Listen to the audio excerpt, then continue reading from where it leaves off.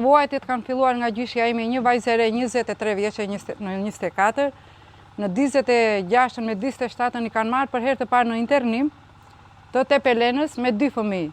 Një nga fëmijët e gjyshes time, xhaxhan tim, në moshën 2 vjeç, kur i kishin në internimin e Tepelenës, e kanë hedhur në lumë. U hodhën shumë fëmijë në Tepelen. Babain tim e ka shpëtuar një çame nga Konispoli,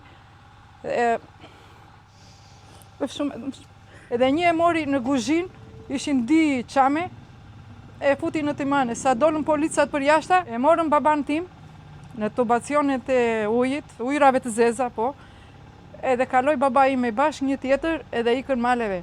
Gjyshja ime, për të mbajtur baban, se në atë kohë në Tepelen ishte nga internimet më të rënda të Shqipërisë, e mbante gjyshja ime racionin e bukës, edhe baba im në moshën 6 me 7 vjeç, rrinë jashtë maleve të Tepelenës, dhe i mbane me ushqimin e saj dhe nuk hane bar, priste bar, edhe hane bar gjyshja, që të mbane baban, se një nga fëmijët ja kishin marrë.